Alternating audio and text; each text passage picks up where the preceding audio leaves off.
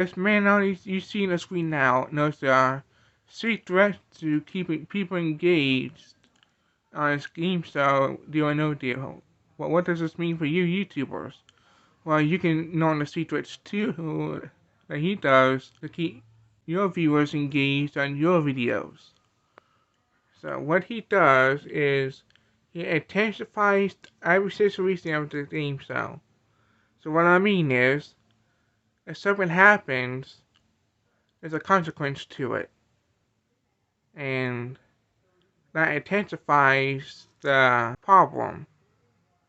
Now whether you're an entertainment channel or an education channel, you can always do this. There's say something, intensify it, and then intensify it again, but make it different.